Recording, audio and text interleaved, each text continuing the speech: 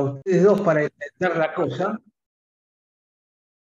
Eh, este enfoque de cómo piensa la persona de Medio Oriente y por lo tanto los que escribieron la Biblia y los primeros que interpretaron la Biblia eran todos hebreos, excepto Lucas. Todo autor de Antiguo y Nuevo Testamento era hebreo.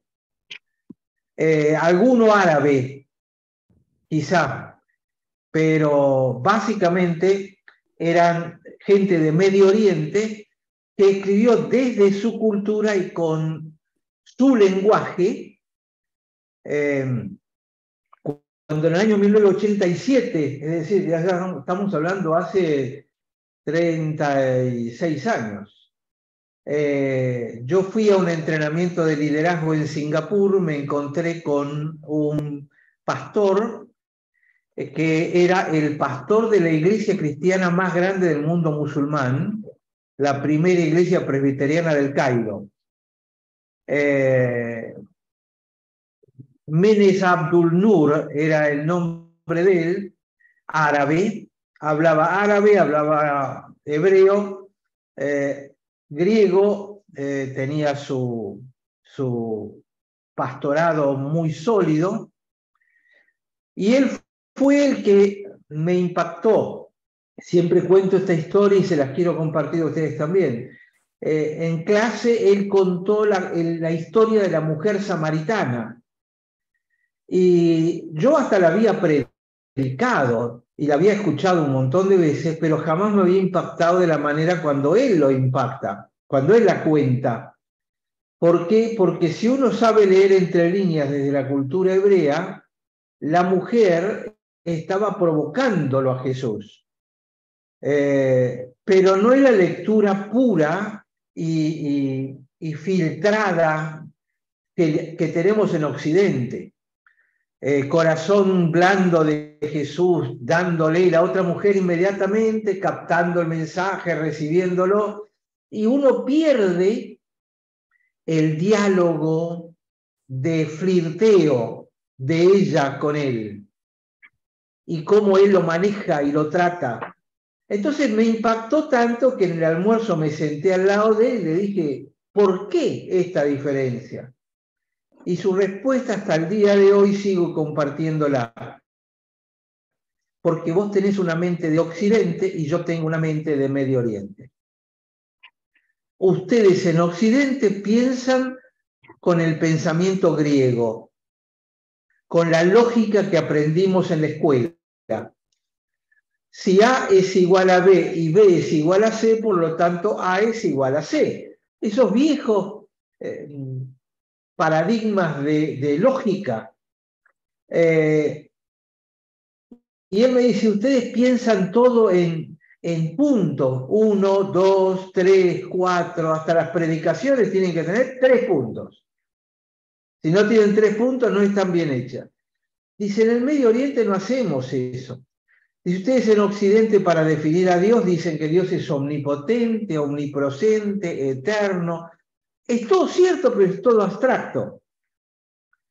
Dice, nosotros en Medio Oriente decimos que Dios es una roca, es agua viva,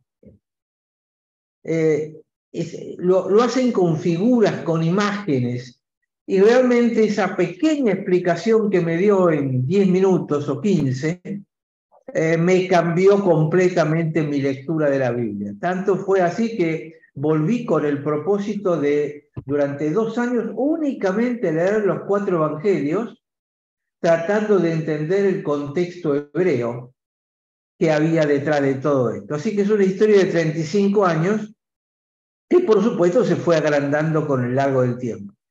Pero quería que supieran esto como origen de por qué a mí me ha interesado tanto tratar de encontrar esta vuelta por detrás a cada uno de los pasajes bíblicos. Y yo también, como le he dicho a los chicos, estoy descubriendo las parábolas. Para mí es nuevo esto. Yo no hace mucho tiempo que me empecé a meter, gracias a la ayuda de alguien también de Medio Oriente, Y lo que estoy descubriendo me está volando la cabeza a mí también. Es decir, que Jesús me esté mostrando quién es Dios, quién es Cristo, qué es la salvación, es algo que realmente renueva la fe, pero obliga a estudiar la Biblia desde una perspectiva diferente.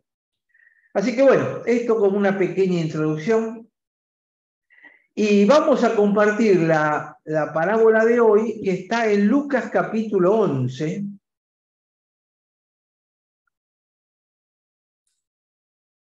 Lucas capítulo 11.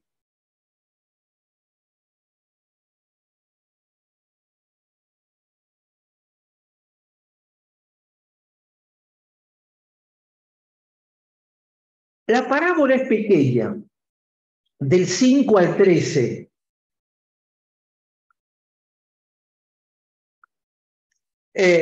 La Biblia dice, les dice, ¿quién de vosotros que tenga un amigo va a él a medianoche? Le dice, amigo, préstame 3 panes, porque un amigo mío ha venido a mí de viaje y no tengo que ponerle delante. Y aquel respondiendo de dentro le dice, no me moleste, la puerta ya está cerrada. Y en el 9 dice, yo os digo, pedid y se os dará, buscad y hallaréis, llamad y se os abrirá. Como se dan cuenta, es uno de esos versículos súper recontracitados en todos los mensajes evangélicos de las iglesias. Pedid y se os dará, entonces no se nos da porque no pedimos. Y todas esas derivaciones que hacemos del versículo, no entendiendo dónde está el contexto de esto, y es acá donde nos vamos a meter un poquitito. Entonces, se los mencioné solamente, lo leí un poquito como para que recuerden el pasaje de qué se trata. Ahora, para poder entender esto, hay que entrar en el contexto en el cual Lucas lo pone. Lucas, cuando empieza su epístola, dice, he tratado de poner en orden. Y uno inmediatamente piensa en orden cronológico, cosa que es cierta.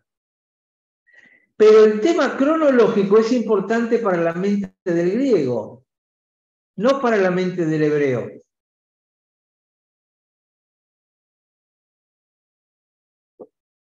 Les cuento por qué.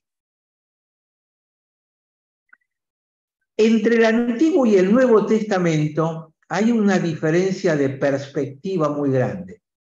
Me parece que alguna vez lo cubrí contigo, José, este tema. Cuando el Antiguo Testamento tiene que definir quién es Dios, fíjense que lo define como Dios es el Dios de nuestros padres. O quizá lo extiende un poquito más. Es el Dios de Abraham, Isaac y Jacob. Son 3 generaciones en el tiempo. Casi todo el Antiguo Testamento está lleno de historias. Y las historias se desarrollan en el tiempo. Adán y Eva, todo lo que pasó en Edén. Noé, todo lo que pasó. Abraham, toda la historia, sus hijos, sus descendientes. Los egipcios, Moisés, toda la historia. ¿Se da cuenta que permanentemente es un tema histórico? Dios se va revelando en la historia. Uno se va al Nuevo Testamento y dice, bueno, el libro de Hebreos sigue el mismo patrón, porque justamente son los hechos de los apóstoles. Es la historia de la iglesia cuando se desarrolla. Pero cuando Pablo empieza a escribir sus epístolas, Pablo empieza a ser mucho más teórico, mucho más filosófico, mucho más griego. ¿Por qué? Porque Pablo estaba escribiéndole a los griegos. Si miran a Pedro, Pedro habla mucho más de historia, o Santiago, o Judas. porque eran hebreos hebreos. Pero Pablo tiene que hacer la traducción del mensaje de Jesús al mundo grecolatino. Y entonces fíjense las definiciones. Para el griego, ¿quién es Dios? Es omnipresente, omnipotente, eterno. Es un Dios en el espacio, no en el tiempo. Porque en el tiempo Dios no cambia, Dios no se inmuta. ¿Cuántas veces lo escucharon en mensajes? Dios no cambia, Dios no cambia. Sin embargo, en el Antiguo Testamento Dios por momentos dice, me arrepiento. No es que se arrepiente en el sentido que lo entendemos nosotros, pero cambia de idea. Había un plan y sale por otro lado. No es que cambia de idea, ya estaba planeado. Pero el Antiguo Testamento lo relata en el tiempo. Los grecos romanos lo relatan en el espacio. Dios es eterno. Y ahí está, quieto. La eternidad nos la imaginamos tocando el arpa en la misma nube todo el tiempo, durante miles de años. Es mentalidad griega. En cambio, la mentalidad del hebreo es una mentalidad en el tiempo. El Dios de Israel se revela en el tiempo, no en el espacio. Nosotros lo hemos reducido, hemos sacado el tiempo y tratamos de que se nos quede quietito abajo del microscopio para que lo podamos estudiar como si fuera un objeto de estudio. Es una forma de aproximarnos a la Biblia. Entonces, cuando Lucas dice que he decidido poner en orden, el griego va a pensar en orden cronológico. Es el tipo de orden. Pero Lucas no solo está poniendo las cosas más o menos en orden cronológico. ¿Por qué digo más o menos? Porque si uno lo compara con Mateo, Marcos o Juan, vamos a encontrar que cronológicamente algunas cosas no coinciden, no encajan perfectamente bien. Encajan mejor en Mateo, Marcos, por ejemplo. Pero sí, poner en orden significa juntar temas de acuerdo a. Y para un griego eso significa, bueno, vamos a hablar de parábolas donde se habla de Dios Padre, parábolas donde se habla del Dios Hijo, parábolas donde se habla de la salvación. ¿Por qué? Porque dependía del momento en el que estaba. Entonces, cuando Lucas mete esta parábola que vamos a estudiar hoy acá, si ustedes se fijan en lo que viene antes y lo que viene un poquitito después, Jesús en el capítulo 10 está hablando del buen samaritano, es decir, que estaba básicamente hablando con fariseos. Termina el capítulo 10 visitando a Marta y a María, que estaban corriendo, preparando la comida, sirviendo la comida. Y él le dice, ¿para qué corren tanto? Lo importante pasa por otro lado, no por la comida. Y comienza el capítulo 11, ¿y cuál es el tema? Jesús y la oración. Porque los discípulos dicen, enséñanos a orar. Y dice, bueno, cuando oren, orarán así, Padre nuestro que estás... Ah, pero eso no estaba en Mateo, en el Sermón del Monte, al final, al principio del ministerio de Jesús. Acá estamos en el final del ministerio. Supongo que lo habrán escuchado en alguna de las charlas previas. Estas cosas que enseñaba Jesús las repetía en las distintas ciudades que iba visitando. No era que para cada ciudad tenía que tener un mensaje diferente, las iba repitiendo. Entonces, acá le dice, enséñanos a orar. Bueno, muy bien. Vamos a hablar de qué significa orar. El cómo, Padre nuestro que estás en los cielos, ¿verdad? Y es interesante que en el 11:4 dice, perdona nuestros pecados como nosotros también perdonamos a todos los que nos deben. Si van a Mateo, van a encontrar que dice perdonan estas deudas. Incluso el Padre Nuestro, que se ha rezado siempre, hay diferencia, porque una versión está en Mateo, la otra en Lucas. En el hebreo, en la palabra en hebreo, tanto pecado como deuda es la misma palabra, pero no es el mismo significado en griego. Un pecado es algo que yo hago, una deuda es algo que yo no hice cuando debería haberlo hecho.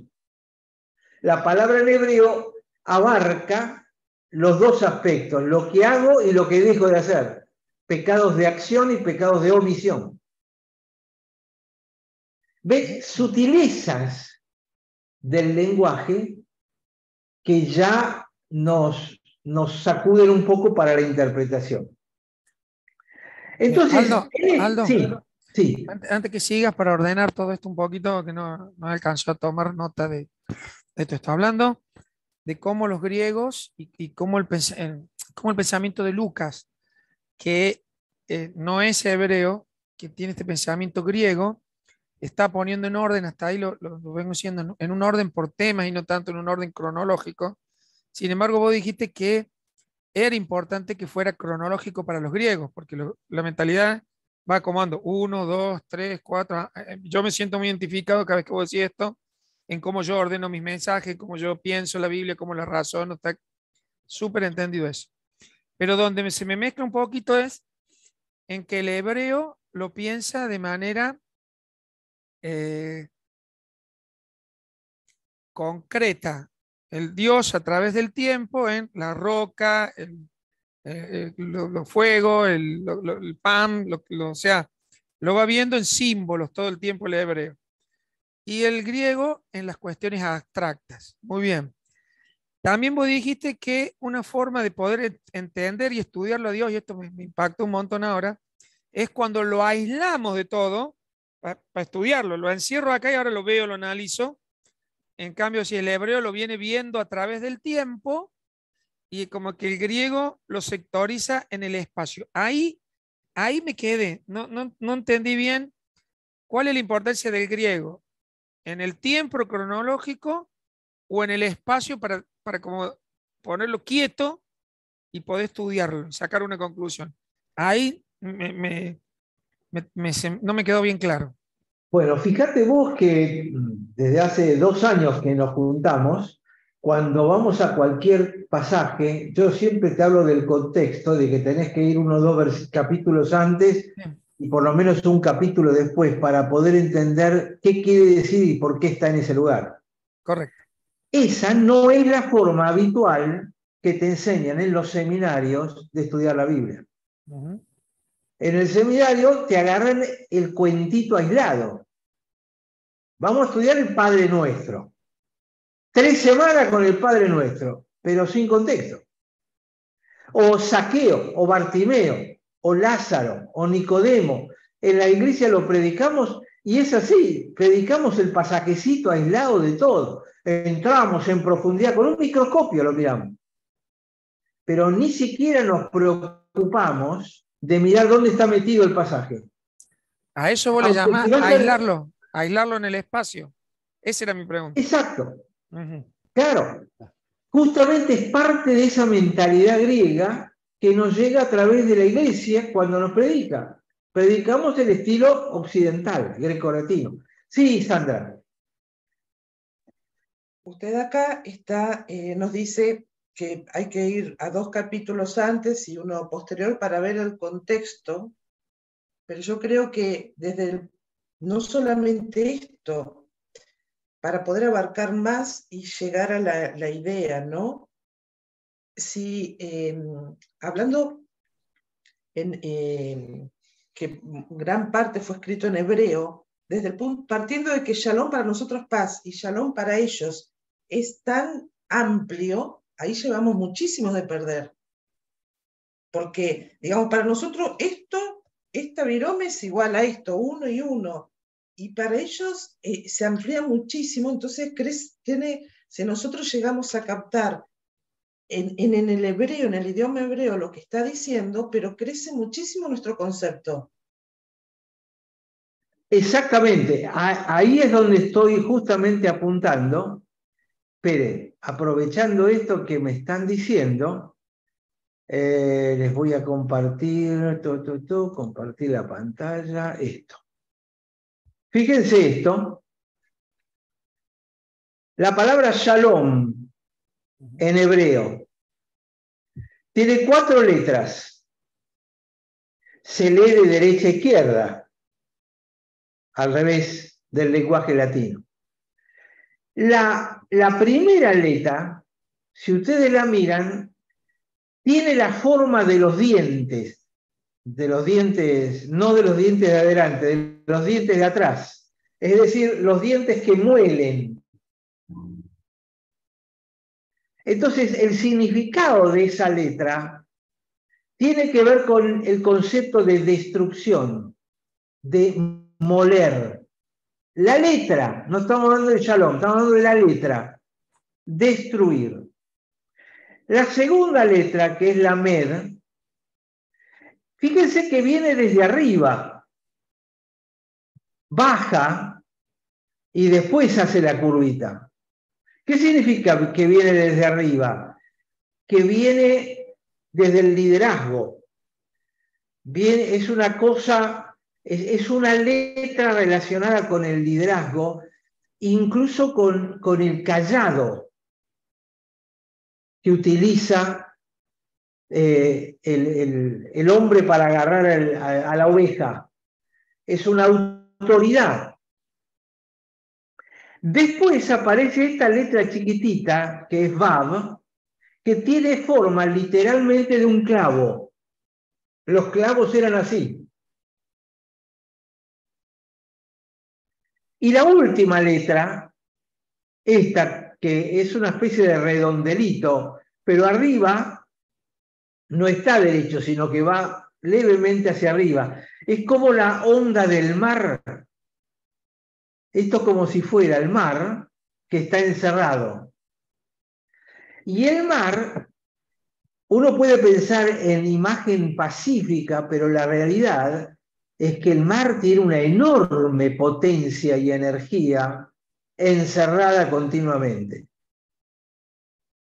Entonces, si yo agarro la palabra ahora, desmenuzada por letra, y entiendo lo que quiere decir, shalom significa destruir la autoridad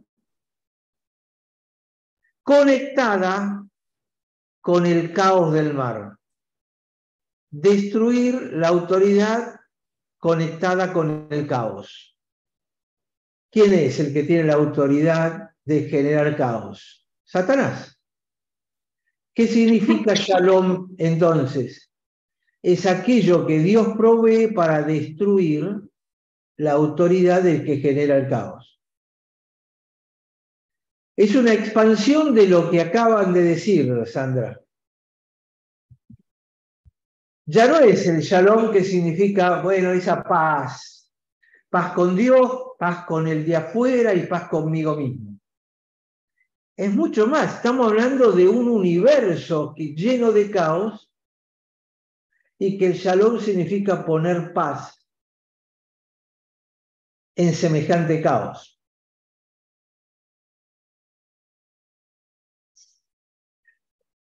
Por eso la paz es la consecuencia de destruir al autor del caos, que lo hace porque tiene autoridad para eso. Quería aprovechar para mostrarles eso, porque me parece que vale la pena justamente para expandir lo que estamos tratando de decir. ¿Ven la diferencia entre el hebreo y el griego? El griego además es un idioma muy específico. Yo en griego puedo decir cosas muy finas. Tengo un montón de palabras para expresar, por ejemplo, la superficie de una tela. Lisa, rugosa, suave, afelpada, terciopelada. Tengo muchas palabras. En el hebreo, generalmente el concepto de tela no es un concepto de suavidad, está asociado a un concepto de rugosidad. Entonces, tienen una sola palabra, pero como está asociada a una imagen, en definitiva, una palabra en hebreo me deja mucho más que una palabra exquisitamente detallada en griego. Como el Nuevo Testamento está en griego y es más fácil de aprender el griego que el hebreo, la mayoría de los creyentes o de los que han estudiado en seminario han ido por el griego, no por el hebreo. Entonces la idea es justamente esto, tratar de entender esta expansión un poco más profunda que permite el hebreo. Perfecto. ¿No? Entonces, sí. Doctor Aldo, yo no sé si usted ha escuchado que hay una corriente de estudiosos que sostienen que hay pruebas de que el Nuevo Testamento fue también escrito gran parte en hebreo. Lo que pasa es que no se ha llegado, a diferencia de lo que se viene sosteniendo, y siempre nos han enseñado, que el Nuevo Testamento fue escrito en griego y ahí se corta, ¿no? Entonces, bueno. Bueno, Jesús no hablaba griego. Jesús hablaba arameo. Y cuando citaba las escrituras, las citaba en hebreo. Jesús manejaba tanto el hebreo como el arameo. Entonces, Jesús habló en arameo. Mateo entendía el arameo, hebreo, y también entendía griego por su profesión. Marcos era un chico joven. Se dice que era el sobrino de Pedro. Y Marcos probablemente vivía en Jerusalén, rodeado del ejército romano que hablaba en griego. Así que Marcos lo conocía. Lucas también. Juan, que era hebreo, terminó viviendo muchos años en la actual Turquía, donde se hablaba griego. Entonces, cuando ellos escriben en griego, pero acá está el detalle clave. Ellos pensaban en hebreo. Pablo, que hablaba los dos idiomas perfectos, Pablo pensaba en hebreo y escribía en griego. Por eso, cuando uno agarra Romanos, por ejemplo, y empieza a estudiar detrás de cada palabra griega, ¿cuál es la palabra hebrea en la que Pablo debía estar pensando? De pronto se expande el libro de Romanos a un nivel de teología profundísimo. Porque además Pablo no está pensando que está escribiendo la Biblia. Pablo está identificando en un mensaje hacia un público específico. Exacto. Él está escribiendo una carta en griego, claro, pero tiene que explicarse. Cuando yo estuve allá en Estados Unidos, tuvimos varios años, me puse a escribir un libro que escribí. Yo primero ese libro lo escribí en inglés. Manejo suficiente el inglés como para escribirlo en inglés. Lo terminé, me ayudaron algunas personas que tenía alrededor, australianos, ingleses, para pulirlo y mejorarlo.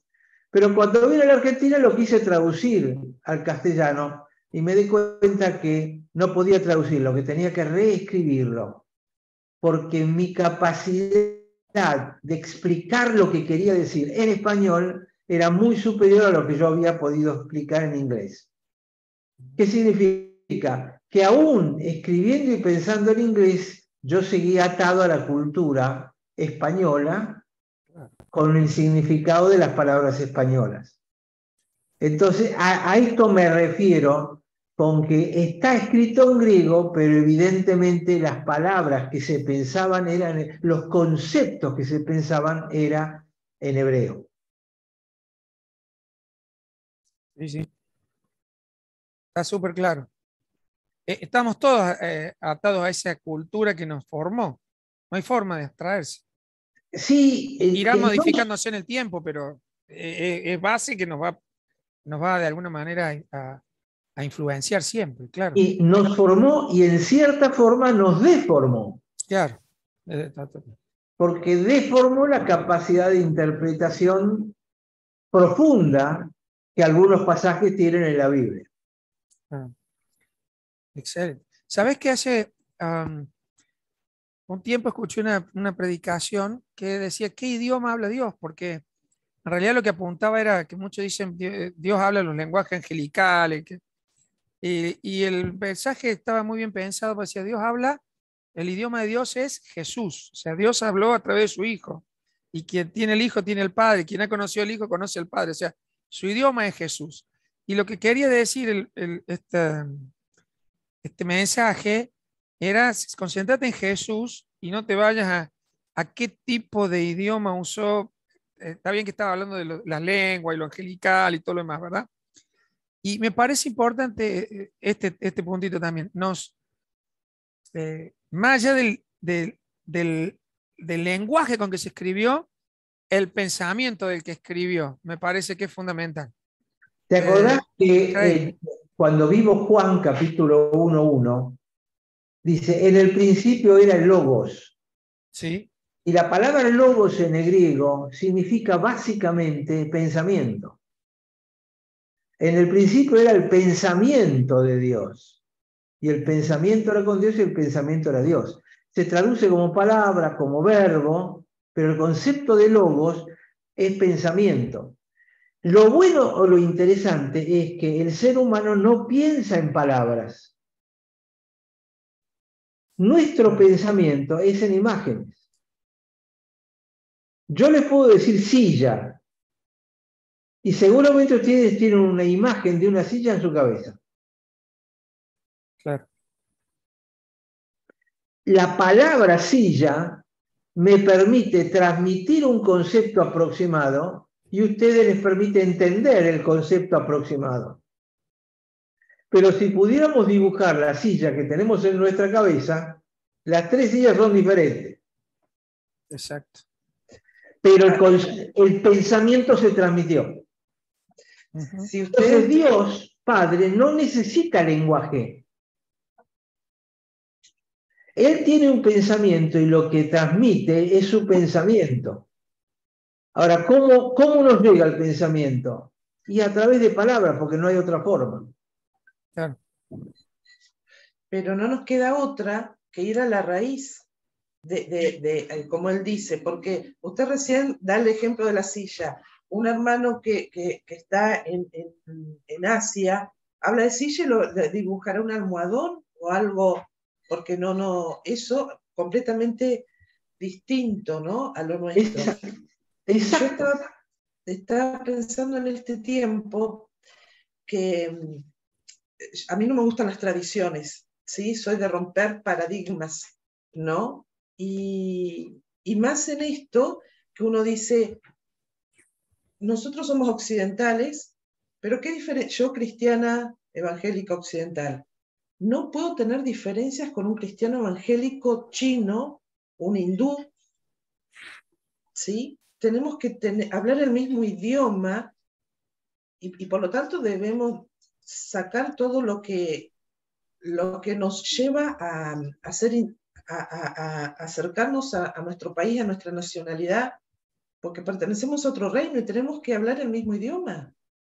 Pero es casi imposible, porque cada uno de nosotros está sometido a una cultura local que nos lleva a interpretar qué es cristianismo de distintas maneras. Una gran diferencia. Todo Occidente en lo que piensa es en culpa. Todo Oriente en lo que piensa es en vergüenza. Entonces, culpa es lo que yo hice mal. Y vergüenza es mucho más profundo que eso. No es solo lo que hice mal, sino también lo que dejé de hacer. Me avergüenzo de no haber hecho tal cosa. Ahora, no soy culpable quizá por no haber hecho algo, pero para el oriental hay una diferencia de interpretación. Entonces nosotros predicamos el Evangelio de Cristo y decimos, Cristo te perdona tus pecados, te perdona todo lo que hiciste mal, porque Él carga con la culpa de tus pecados. ahora en Romanos 12 dice que nosotros debemos renovar nuestro entendimiento. Y creo que lo estamos haciendo dejando, en un momento, o no sé, la época, el tiempo al que uno está llegando, pero creo que sería justamente esto. Nosotros estamos renovando nuestro entendimiento de dejar las cosas ir a la raíz, que también lo debería hacer el oriental va a ser más fácil porque va a ser más fácil para ellos, ¿no? Están un poquito más cerca de poder interpretar sí. La forma de pensar del Medio Oriente. Sí. Ahora, ahí en Romanos 12 dice, no os esquematicéis. Es decir, el 12.1, en el griego la palabra es esquematicéis, es decir, no tomen el esquema, sino transformaos, la palabra es metamorfoseaos, lo del gusano en mariposa. Metamorfoseados a través de la renovación de vuestro, yo siempre digo, sentimiento. Parece que esa ha sido la interpretación de la Iglesia Evangélica moderna. Quiere renovar los sentimientos y de esa manera entender todo. Y la Biblia no dice sentimiento, la Biblia dice renovar vuestro entendimiento, nous, que viene de cerebro, de interpretación, de entender las cosas de manera diferente, ¿no? Excelente. No os esquematicéis a vuestro tiempo, es literalmente en griego la traducción de Romanos 12.1. Es decir, no tomen el esquema del mundo para poder entender las cosas de Dios, sino transfórmense por medio de la renovación de vuestro entendimiento, con lo cual el entendimiento de nuestro tiempo tiene que cambiar. Nuestro tiempo se ha perdido cada día más. Entonces, bueno, volviendo a este contexto, todavía no empezamos con la parábola. Jesús está hablando de la oración, le dicen, enséñanos a orar. Bueno, muy bien, yo les voy a enseñar a orar. Entonces, ustedes tienen que decir así, y les da todo el Padre Nuestro, e inmediatamente le agrega esta parábola que tenemos en este lugar.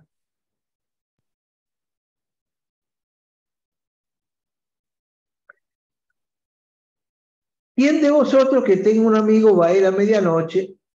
¿Cuál es el tema de esta parábola? La oración. ¿Por qué? Porque los discípulos le habían dicho, enséñanos a orar. Entonces, este es el concepto que tenemos que tener en nuestra mente para poder abordar específicamente pedir al amigo pan. Si no lo hacemos así, vamos a creer que el tema es ser buen vecino, ser buena persona, cuando te pidan da. Podemos llegar a decir cualquier cosa, y lo que Jesús está hablando es de oración. Justamente por no mirar el contexto. Es más, Entonces, se usa para sí, la amistad también. Se usa para la amistad, exactamente. Exactamente. La amistad de una persona con otra. Y acá Jesús está hablando de la amistad de una persona con Dios. Estamos hablando de la oración, entonces de la comunicación hombre de Dios, ¿no? Entonces, el primer concepto que aparece acá es cuando Jesús está enseñando a orar, dice, el pan nuestro, el pan diario, dánoslo hoy. No usen multiplicidad de palabras, no hay una fórmula, ni tampoco depende de la intensidad o la insistencia del que pide, ni tampoco depende de quién es el que va a contestar, la naturaleza del amigo. Acá Jesús está apuntando para otro lado. El concepto habitual de este pasaje es pido e insisto y persevero hasta que me conteste. Esto es el mensaje que nosotros sacamos de acá y así lo predicamos. Dale, dale, dale, y persevera hasta que te conteste. Golpea en la puerta si hace falta, hasta que él te atienda. Esto, si ustedes lo miran, no está en el texto. En ningún momento golpea la puerta. En ningún momento golpea la puerta, ni grita, ni golpea. Y sí recibe la respuesta. Y la respuesta de ella adentro es no. Es decir, lo vamos a ver más adelante en otro día, otro jueves, en la parábola donde una viuda va frente al juez y le insiste para que le haga justicia. Entonces, la persistencia en la oración es válida cuando no hay respuesta. Cuando todavía no me vino respuesta, yo tengo que perseverar. Pero en este caso, si ustedes leen, el hombre le contesta, no me molestes, la respuesta está. Entonces no tiene sentido el perseverar y enseñar esta parábola como enseñando perseveración en la oración.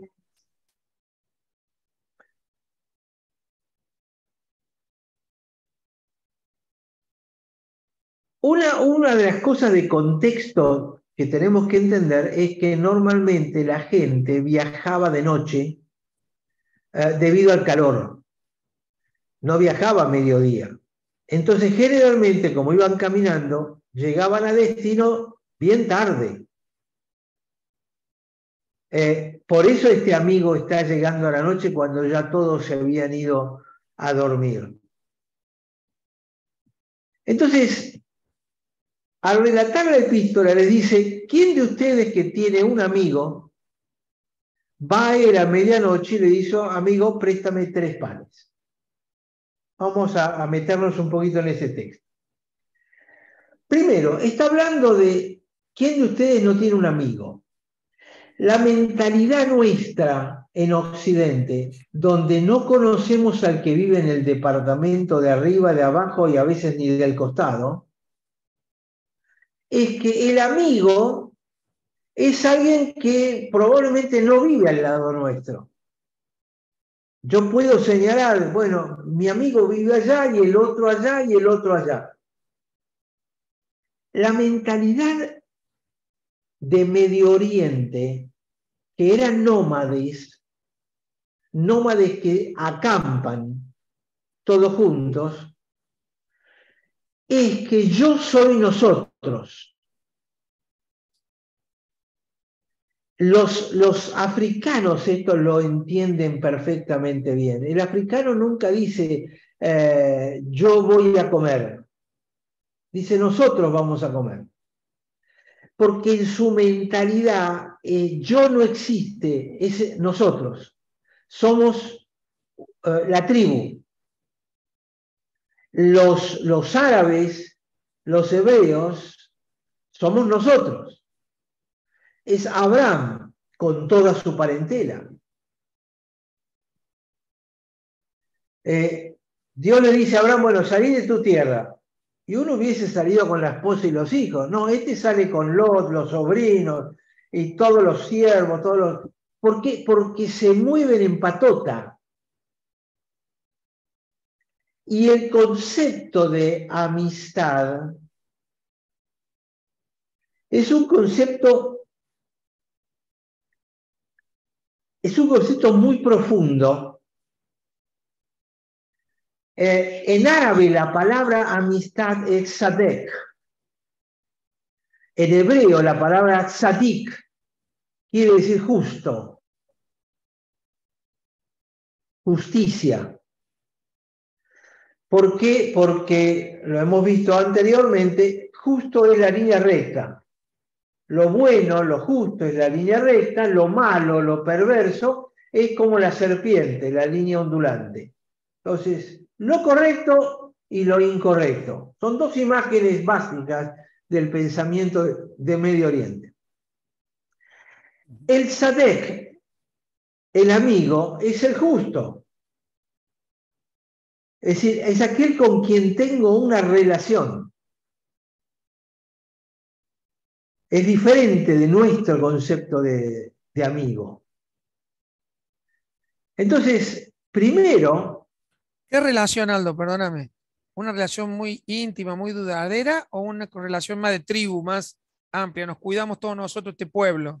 Es de tribu, lo que pasa es que para yo seguir perteneciendo a esta tribu, yo tengo que comportarme de tal manera que no me avergüence y por lo tanto tengo que ser justo, correcto en mi accionar. Habla un poco del espíritu del cuerpo, ¿no? Exacto. Por El eso espíritu del es cuerpo. Israel. Por eso no se mueve el yo, sino el nosotros. El espíritu del cuerpo es todo el cuerpo en conjunto, es lo que habla la palabra. O sea, Cristo es la cabeza, el cuerpo somos nosotros, somos todos. Cuando se afecta a uno, se afectan todos. Padre nuestro que estás en los cielos, danos hoy perdona nuestros pecados. Es nosotros. El mundo occidental transformó en nosotros, claro, en yo. Qué diferente a los cantos de nuestro tiempo, que todo es renuévame, bendíceme, escúchame, ¿no? Y cuando no le pedís al hermano occidental. Cuando no le pedís al hermano que te guíe en oración y se para y dice, Señor, te doy gracias por lo que me has dado y te pido, está representando a todos. Decir, te damos gracias. No. Somos individualistas al mango. Y eso es lo que está destruyendo gran parte del cristianismo. Porque lo que me interesa es mi salvación personal, no nuestra salvación. Es el egoísmo de Occidente que lo está destruyendo, exactamente. Entonces el concepto de amistad significa que yo literalmente es que tengo que ser fiel al pacto de convivir juntos.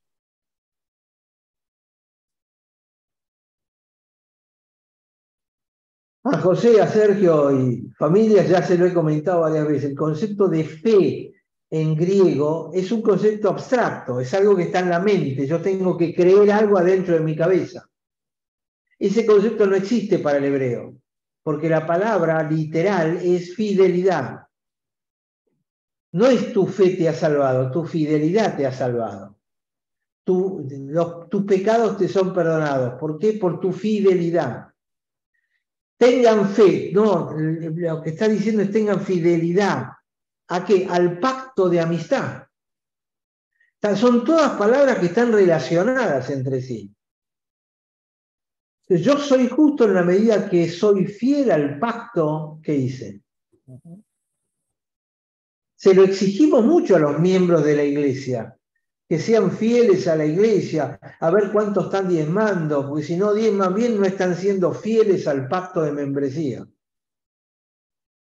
Ahí sí pega, pero no para conducta común y correcta. Entonces, el concepto de amistad es mucho más grande. Por eso Jesús le dice, ustedes ya no los llaman mis discípulos. Ahora van a ser mis amigos. ¿Por qué? Porque a partir de esta Santa Cena empezamos a formar una comunidad. Ahora somos amigos. Entonces... Y a su vez la amistad los pone como en un lugar de par, como que Jesús, al ser el maestro y ellos los discípulos, como que había una distancia de autoridad que ahora la acorta aún más llamándolos amigos. Y pienso en cuando los padres están criando a los hijos, decir, yo no soy tu amigo, soy tu padre. Y cuando ya crecen, decir, que quiero ser tu amigo, es como que pasa esa etapa distinta. No te estoy citando, José. No, se dieron cuenta todo, anda muy nostálgico, José, y está queriendo ser amigo después de toda una vida de ser padre. ese palo fue para uno que tiene allá Sí. con los... Pero vos sabés que es real, Aldo. Toda mi vida le dije a los chicos que yo no era su amigo, que tenía que ser su padre. Pero estoy dando cuenta ahora con mucha firmeza que ahora empieza una etapa donde necesita y quiero ser amigo de mis hijos. No el que marque solamente el camino. Ahora empieza eh, otra etapa. Pero me parece que no estuvo equivocado el decir, bueno, necesitan ustedes un padre ahora. Ahora ya tenés 20 y pico, bueno, ahora empieza una relación más suelta, de más amistad, de más compinche, sin perder la relación padre-hijo, pero es distinta, es otra. Pero siempre Eso, vas a José, ser el padre. Claro, claro. Pero ahí- la relación hace un giro, me parece, Aldo. Jesús era el maestro, siempre va a ser el Claro. maestro. Claro, exactamente. Y me parece que es bueno lo que estamos viendo. Jesús siempre fue su maestro, su rabí, toda una autoridad, y en un momento dice, bueno, ahora podemos ser amigos. Sigan obedeciendo, pero podemos ser amigos. Abre un poquito más la relación, a más que solamente obedezcan ustedes. Ahora hay otra relación. Cuando estuvimos en Israel, nos llamó muchísimo la atención que dos hombres entraban de la mano uno al lado de otro. Y dijimos, la homosexualidad llegó hasta acá. Dice, no, no existe la homosexualidad, pero es el símbolo de amistad, ir juntos a la par de la mano, y es súper sano y noble y puro. Y me llamó la atención, es como que acá la amistad, vos te das la mano con otra chica y ya se interpreta. En otra época sí podías ir con una amiga de la mano, ahora ya todo se interpreta mal. Pero la nobleza que tenía esa amistad entrando dos de la mano juntos, digo, me llamó muchísimo la atención. Lo vas a ver con los africanos y lo vas a ver con todos los asiáticos. Van por la calle caminando tomados de la mano perfectamente bien. Porque es una señal de amistad. En Occidente se interpreta de otra manera diferente. Ahora, fíjate vos que justamente lo que está diciendo José, yo era padre y ahora quiero ser amigo. Bueno, no dejes de ser padre, porque primero sos padre, después sos amigo. El Señor Jesús le dice, ustedes me dicen maestro y Señor. Dice, y tienen razón, está muy bien que me digan así. Siendo yo vuestro Señor y Maestro, y le cambia el orden de las palabras. Claro. Los discípulos dicen, ustedes me dicen que soy Maestro y Señor. Tienen razón en las dos cosas, pero déjenme poner el orden correcto. Si yo, siendo su Señor y Maestro, bla, bla, bla, bla, bla. Y Jesús no dejó de marcar nunca que Él era amigo, era tu discipulador, era tu salvador, pero es tu Señor. Porque la palabra clave es Señor. La palabra Salvador, ¿te acuerdas? Aparece, creo que eran 64 veces. La palabra Señor aparece casi 700 en la Biblia. ¿Qué significa? Que por cada vez que es Salvador, 10 veces es Señor. Cuando perdemos noción de la distancia con Dios, empezamos a meter la pata. Porque empezamos a sentirnos demasiado cercanos. Y esto es válido para mí en el trato con los hijos también. Sí. Yo creo que está muy bien ser todo lo amigo que se pueda, pero ojo, yo soy tu padre. Sí. No tengo duda de eso. Dar valor, yo soy tu padre. Pero no cambies una cosa por la otra. No. Está claro eso, pero me parece que lo que estoy viviendo ahora con mi hijo ya de 24 años abre el juego a realidades nuevas. Siempre voy a ser su padre, mi mamá va a ser siempre mi mamá, me guste o no me guste, va a ser siempre ella. Va a ser mi suegra. Va a ser tu suegra también. Pero me refiero me parece que en un momento esta relación de Jesús con sus discípulos al compartir el pan me marcó eso, por eso lo analizo y lo escribo. Al partir el pan, así, bueno, ahora vengan, a ver, esto ahora se abre, ahora toda potestad me da, acá va para ustedes también. Háganse cosas más grandes si yo me voy, viene el Espíritu Santo. Es como que hay un momento en que la relación llega a una madurez y se abre. nunca dejó de ser Señor, nunca dejó de ser su maestro. Ahora le dice, son mis amigos, pero obedezca mis mandamientos, si no, no sirve de nada. Me encantó, me abre la cabeza un montón. Fíjate que ese tipo de relación a partir de ahí demanda un mayor compromiso, mayor obediencia, porque les dice, yo soy la vid, ustedes son los pámpanos, si permanecieren en mí, llevarán mucho fruto. Eso quiere decir que por más que sea Señor, o sea, por más que sea amigo, ahora comienza una responsabilidad mucho más grande. Siempre la vi de esa manera, ¿no? Que sí, les abría el juego, la relación se tornó más madura al llamarlos amigos, pero eso llevó un mayor compromiso y una mayor responsabilidad también, que te hace hasta qué punto me conviene ser amigo, ¿no? Y que a la primera fallaron. Pero, encima. Claro. Pero perdón, pero yo creo que en base a lo que dice Sergio, esa relación al ir abriéndose y abriendo el paso de ser Señor, de ser maestro, de ser amigo, le da esa impronta de que la responsabilidad es mayor, entonces hacete cargo. O sea, vos querés ser mi amigo, fantástico, ningún drama, pero hacete cargo de lo que viene. Y eso creo que es a nivel de crecimiento. A medida que uno va creciendo, la palabra misma dice, ¿no? De que a ustedes no les puedo hablar como gente grande porque tengo que seguir dándole leche todavía. O sea, no pueden comer comida sólida. Yo creo que cuando uno va pasando de nivel, si se puede decir pasando de nivel, si uno va creciendo en el Señor, yo creo que ahí es donde la relación se va, a ver cómo se dice, aunando más, como se va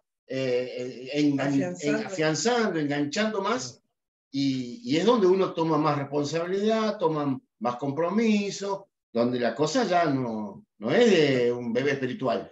No, y encima Jesús le dice, no hay amor más grande que el que da la vida por sus amigos. Pero volviendo si me permite, volviendo a lo que dijo José Luis, que dice, he sido, digamos, el rol de padre ahora comienza, sin dejar de ser padre, el de amistad, y lo llevo al Señor, ¿no? Que Él nos abre, como Él dice, se amplía esa relación, la adiciona, porque uno puede ser siempre padre, pero no amigo.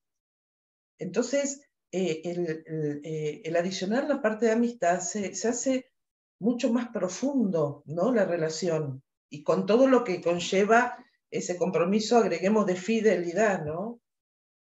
Una de las cosas que el propio Jesús dice, ahora seréis mis amigos si hacen lo que yo les digo. ¿Qué clase de amigo es? Claro. Amigo, sí, pero tenés que hacer lo que yo les digo, es decir, acá el que manda soy yo, flaco, no te vayas de mambo, de pensar que, bueno, yo te doy la mano y me tomas todo el brazo. Bueno, esto lo he predicado varias veces. La pérdida de noción de la distancia con Dios. Qué bueno esa frase. Empezamos a sentirnos tan cerca de Dios, porque somos creyentes, porque Dios nos usa, porque es nuestro amigo, porque es bueno, y empezamos a abusarnos de la relación que tenemos con Él. Y las caídas de los cristianos son porque perdieron noción de la distancia que hay con Dios. Es lo que le pasó a Job. José, Sergio, lo vimos, el libro de Job. Sí, conmigo lo viste hoy. El tipo quería estar a la misma altura que Dios. Quería un árbitro entre los dos porque eran los dos iguales. Hasta que Dios tiene que bajar desde la nube y pegarle 4 cachetazos y ubicarlo de nuevo. Y entonces Job dice, yo hablaba lo que no sabía. Porque lo volvió a ubicar en la distancia correcta. Bueno, la relación esta comunitaria es fundamental para poder entender esta parábola. Que tiene que ver con este amigo va a la medianoche y dice, amigo, préstame 3 panes. Y uno dice, bueno, ¿por qué 3 panes? normalmente era un pan para el viajero, un pan para la persona que lo pide y otro pan por las dudas, que el viajero viniera con mucho hambre. Porque si llevaba un solo pan para el amigo y el amigo comía y él no lo acompaña en la comida, no están partiendo la comida, que es un símbolo de amistad. Es decir, lo de los 3 panes tiene su explicación, digamos, en esta cosa así. Entonces, préstame 3 panes, porque un amigo mío ha venido a mí de viaje y no tengo que ponerle delante. Era de noche, el amigo ya había cerrado, y es lo que dice en el 11:7. Aquel respondiendo de adentro le dice, no me molestes. En realidad es, no vengas a pedirme nada. La puerta ya está cerrada, los niños están conmigo en cama. En aquel tiempo, todos dormían en una única habitación, no había habitaciones de chicos.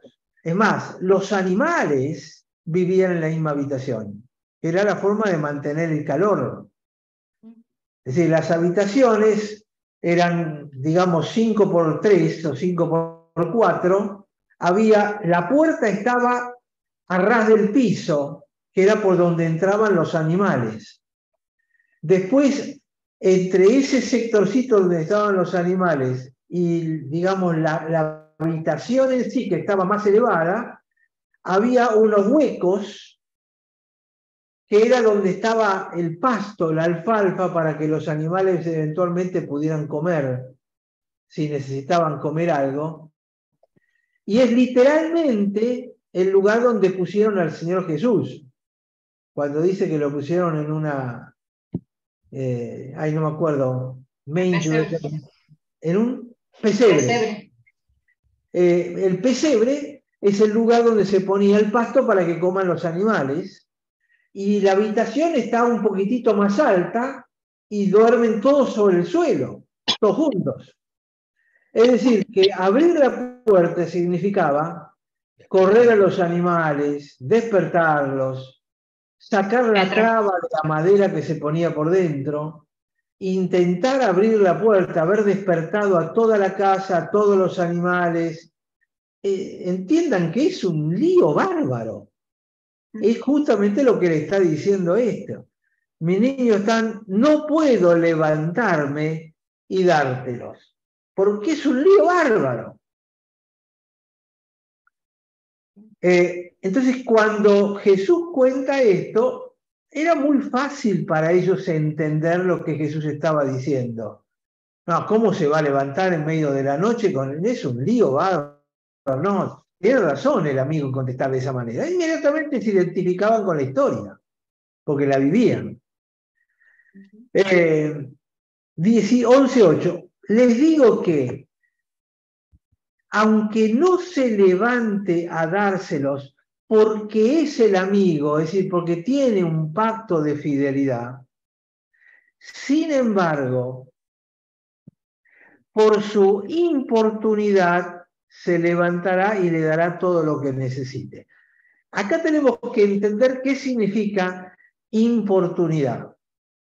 Porque para nosotros, greco-latino, esto significa la molestia, que significa, qué hincha, tener que venir a esta hora de la noche a hacer lío y va a entrar a golpearme la puerta y de hablarme y seguir, y va a despertar a todos mis vecinos. Eso es lo que entendemos por importunidad. Pero la palabra utilizada acá, en el hebreo y en árabe, que son palabras muy parecidas, es literalmente por vergüenza. Por vergüenza se levantará. ¿Qué quiere decir? Las casas no están como ahora, una separada de la otra, las calles.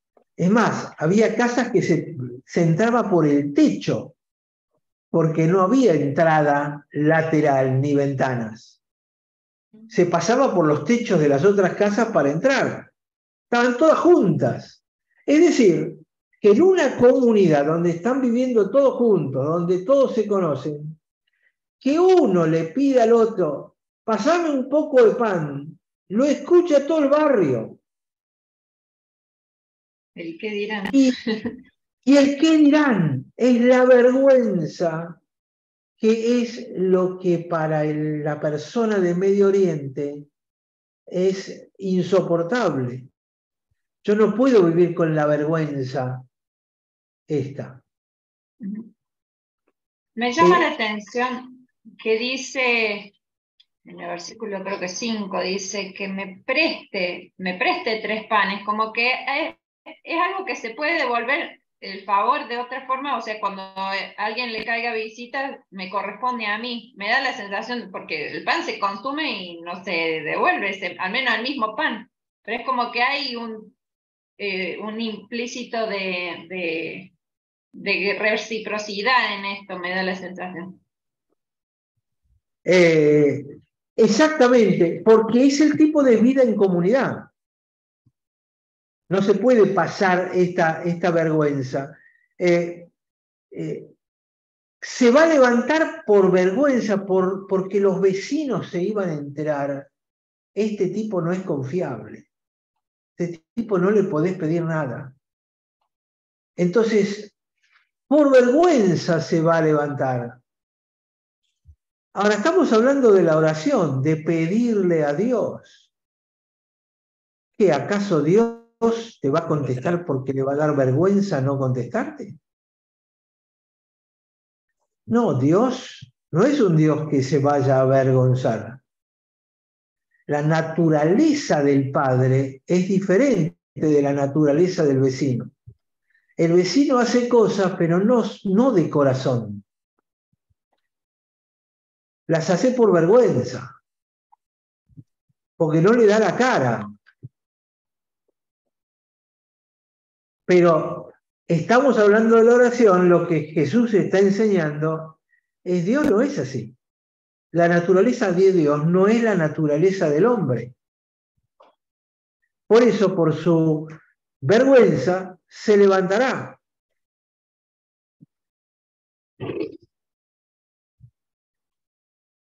El Dios de amor no actúa por vergüenza, ni actúa por nuestra insistencia para sacarnos de encima.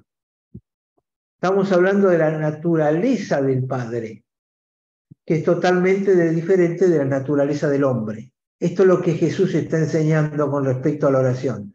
Es decir, en primer lugar, para decir lo que van a decir del Padre Nuestro, tienen que darse cuenta con quién están hablando. No están hablando con un hombre.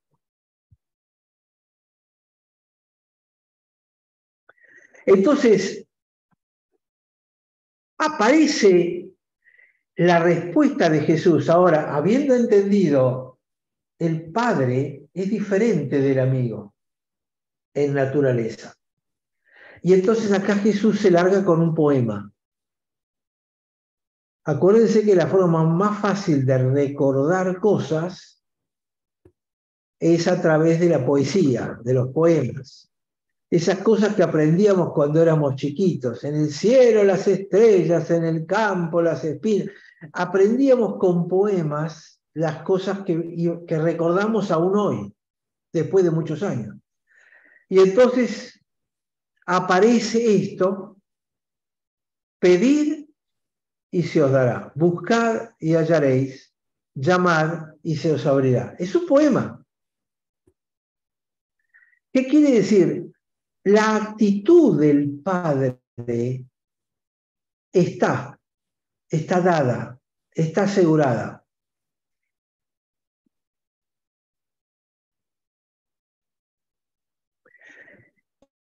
Y sigue el poema, porque todo el que pide recibe, el que busca halla, el que llama se le abrirá. Es decir, hasta aquí el mensaje es: pedí y vas a recibir. Porque esa es la naturaleza del Padre, está hablando del Padre, no está hablando de una norma de oración. Pedí, buscá, llamá, golpearle la puerta a Dios, abrir la Biblia, Señor, Señor, no está diciendo, no está dándote una fórmula. Está diciendo, ahí hay un Padre de amor que está dispuesto a darte cosas.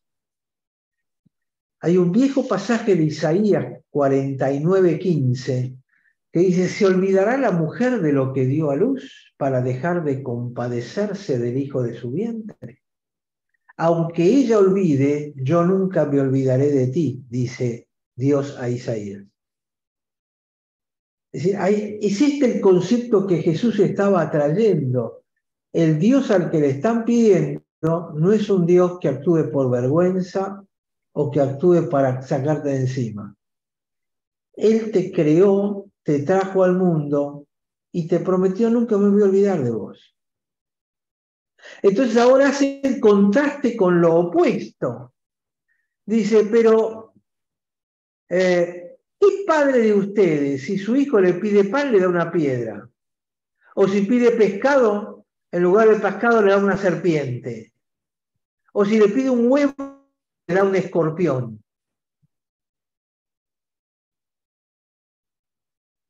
Es interesante porque en Medio Oriente los escorpiones, cuando se ponen a invernar o a dormir, uno los mira y parecen huevos. Y le tiran la mano para agarrar el huevo y el escorpión los pica. Entonces, lo que está diciéndole es, fíjense, este es el padre del cual yo estoy hablando. ¿Ustedes conciben un padre que haga este tipo de cosas? Le pide pan y da piedra, pescado, serpiente, huevo y escorpión. Hace un contraste brutal entre los dos extremos. ¿Por qué? Los discípulos le pidieron, enseñanos a orar. Bueno, para orar primero tenés que saber con quién estás metiéndote y entender la naturaleza del ser al que le estás pidiendo en oración. Y entonces concluye en el 13, si ustedes siendo malos saben darle buenas dádivas a vuestros hijos, ¿cuánto más vuestro Padre Celestial le dará el Espíritu Santo a los que se lo piden? Es decir, no dice cuánto más el Padre te va a dar aquello que le estás pidiendo. No dice eso. Dice, si ustedes le dan buenos regalos a sus hijos, ¿cuál es el mejor regalo que les da el Padre? El Espíritu Santo. Entonces, cuando ustedes oran, siempre piden por cosas. Y lo que el Padre les quiere dar es el Espíritu Santo. Quiere llenarlos del Espíritu Santo. Por eso Santiago dice, pedís y no recibís, porque pedís mal, porque pedís para gastar en vuestros deleites.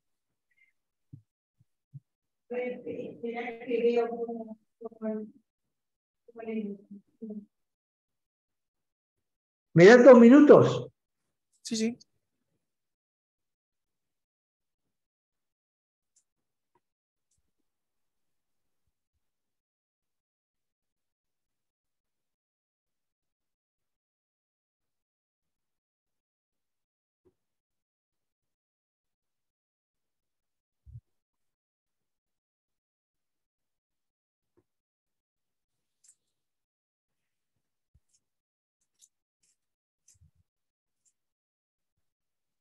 José, Sí.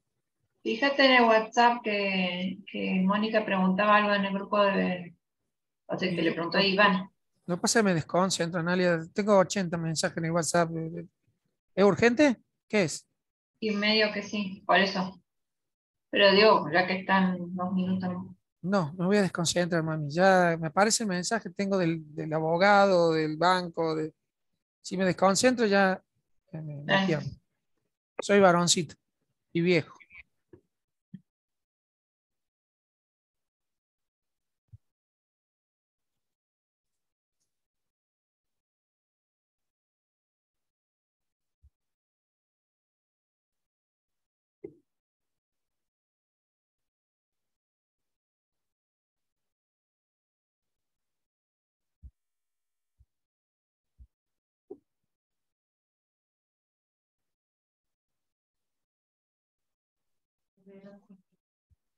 En una nube blanca volver. Sí, ahora sí. No te puedo creer.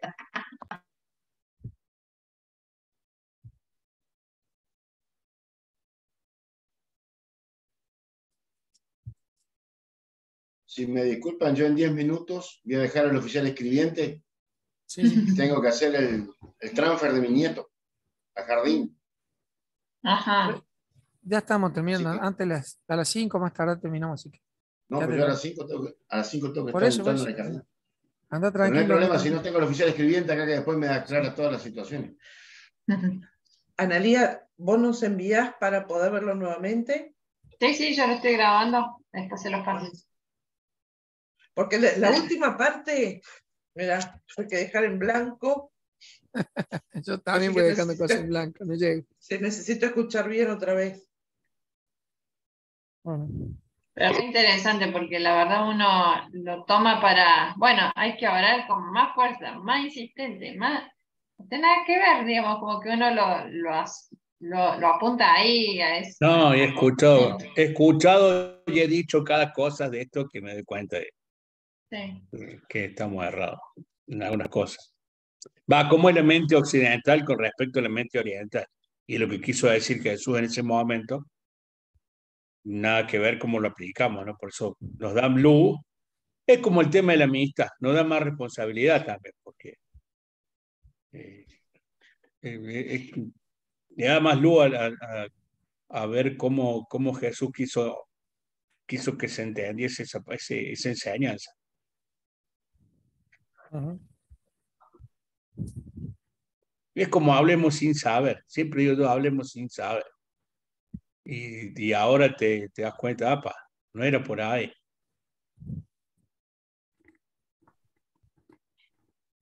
Porque también, viste, es como que ese pedir y se os dará, o sea, estaba hablando en un contexto específico y como que, bueno, pidan y se les dará. Parecía, viste, como decir, bueno, Claro, es mágico, pedimos y se nos tiene que dar. ¿no? Y porque usted es el hijo de Dios y es hijo del rey, usted pida y el rey se lo va a dar. Claro. Pero en Y, realidad y si estás no quiere, pidiendo y para si no una quiere, necesidad puntual, específica. Y, claro. Y si no quiere, también es bueno, porque es Dios, ¿viste? Perdonen que los interrumpí, pero me hablan que mi consuegro está acá en Pinamar, parece que tuvo una ACV o algo así que lo voy a ir a ver al hospital. y ¿querés que paremos acá? Claro, ¿quiere que cortemos acá, Aldo? Es que ya de todos modos estábamos terminando, Bueno, porque básicamente a lo que apunté de todo esto es, Jesús le dice, bueno, enséñanos a orar. Bueno, fíjense en la naturaleza del Padre. Y este Padre lo que quiere darles es el Espíritu Santo. Esta es la secuencia completa para poder entender. Entonces, si nosotros predicamos, pedid y se os dará, buscad y hallaréis, llamad y se os abrirá, le estamos diciendo a la gente, bueno, pidan trabajo nuevo, salud, pidan las vituallas, las cositas chiquititas. Y Jesús lo que está diciendo es, mira, lo que el Padre quiere darte es el Espíritu Santo. Por eso en el Sermón del Monte dice que buscad primeramente el reino de los cielos y Dios te lo va a dar, no las añadiduras. Acá el concepto es básicamente el mismo. Es confiar en que Dios te va a dar lo mejor que tiene, que es su Espíritu Santo, y eventualmente si necesitas te va a dar las cosas materiales o específicas. Nosotros como buenos seres humanos queremos que nos dé lo específico y lo demás no es tan importante porque no lo vemos. Así que este era un poquitito, justito estábamos de todos modos llegando al final del pasaje. Aldo, ¿me dejas leer algo para redondear y Sí. que te doy pie para un cierre de alguna manera, lo más práctico posible? Creo que es lo que por ahí todos anhelamos cerrar. Santiago 4, vos empezaste a decir recién, y dice, combatís y lucháis, pero no tenéis lo que deseáis porque no pedís. Pedís y no recibís porque pedís mal, para gastar en vuestro deleite. Oh almas adúlteras, ¿no sabéis que la amistad del mundo es enemistad contra Dios? Cualquiera, pues, que quiera ser amigo del mundo, se constituye enemigo de Dios. ¿O pensáis que la Escritura dice en vano, el Espíritu que Él ha hecho morar en vosotros nos anhela celosamente? Ahí reafirma esto de que el Señor te quiere dar el Espíritu y no lo que estamos pidiendo. Por otro lado, y acá viene el pie para que lo cierres, Aldo, en el 5:13 dice, ¿está alguno de vosotros afligido? Haga oración. ¿Está alguno alegre? Canta alabanza. ¿Está alguno enfermo entre vosotros? Llame a los ancianos de la iglesia, oren por él, ungiéndole con aceite en el nombre de Jesús. Y ahora dice algo que es lo que me llama la atención. Y la oración de fe, y habla de la oración de fe, y no sé si ahí se refiere a una oración única, porque no habla, dice, y oren muchas veces. No sé si es oro con fe y ya está. Esta es la faz práctica. Porque, a ver, nosotros todos los jueves tenemos reunión de oración y a lo mejor tenemos pedidos de oración que se repiten durante meses. Es una oración y esperar, es insistentemente orar, que creo que es lo que hemos aprendido hoy, que no se trata de eso, sino entender que ya le pedimos a Dios y ahora nos resta esperar. Y dice, la oración de fe salvará al enfermo. Y el Señor lo levantará y si hubiera cometido pecado, él será perdonado. Confesad vuestra ofensa uno a otro y orad unos por otros para que seáis sanados. La oración eficaz del justo puede mucho. Entonces ahí tengo dos preguntas. Esto de tener motivos de oración repetitivo, ¿sirve de algo? ¿O en el contexto hebreo se refería, ¿ya pediste bien? Ahora espera. ¿O le tengo que estar recordando a Dios todo el tiempo lo que le tengo que pedir? Mira, también dice orad sin cesar, ¿no? No está mal perseverar mientras no tenemos respuesta. ¿Por qué? Porque Dios no solamente está para que arregle el problema que vos querés que arregle, sino además para hacerte crecer a vos. Entonces, muchas veces el tema es tu propia fidelidad hacia Dios. Vos lo dijiste, la oración de fe, la oración de fidelidad, es la actitud. Cuando oramos en una forma que no va acompañada de fe, se convierte en una ceremonia que no tiene significado. Orar sin fe no sirve para nada. No es simplemente, bueno, oremos por esto. Vamos a orar con fe. Es decir, con fidelidad al pacto. ¿Por qué? Porque Dios es fiel al pacto. Entonces, no está mal perseverar mientras no tengamos respuesta. En el caso de este hombre, él ya había tenido respuesta. Porque el hombre le dijo no. El problema es que a veces somos insistentes cuando Dios ya nos dijo que no. Entonces, no está mal perseverar, es válido, pero más que perseverar, lo que importa es la fidelidad con la que yo estoy creyendo en a quién le estoy orando. Una clara conciencia de la naturaleza del Dios al cual me estoy dirigiendo. Este es el punto crítico para estas cosas. Y agrego algo chiquito, si me permiten, cuando de perseverar, ¿no? Y ora José por eso, y ora Elías, estamos todos reunidos ahora en una reunión de oración, ¿no? Y por Pepito pide José, y después Elías por Pepito, Sergio y Ana por Pepito, y nosotros por Pepito, todos. Es como que Dios va a responder más porque más tiempo orando, y más personas por el mismo motivo. Nosotros pensamos que le estamos torciendo el brazo a Dios porque somos muchos. Claro. Y cuando se cura, ¿qué es lo que te dice el creyente? Y la cadena de oración que hicimos, fuimos tantos orando. No se curó por la gracia y la bondad de Dios, se curó porque éramos muchos y perseveramos. ¡Qué grandes que somos! ¡Qué buenos que somos nosotros!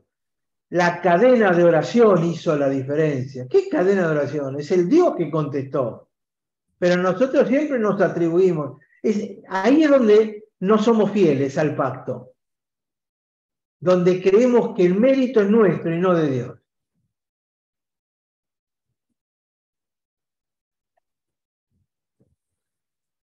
Bueno, gente. Los dejo, me voy a poner el guardapolvo, voy a jugar de médico de vuelta. Bueno. ¿Estás en Pinamar, Aldo? Sí. Ok, excelente.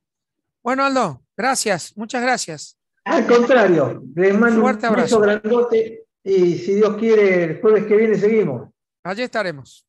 Gran abrazo. Gracias. Chao, chao. Oramos por Rodolfo, Sandra, un gusto Consuelo. conocerlos. Igual para nosotros. Gran abrazo, Gracias. pastor. Gracias. Gracias a Igual, todos. bendiciones. Bendiciones. hasta pronto. Gracias.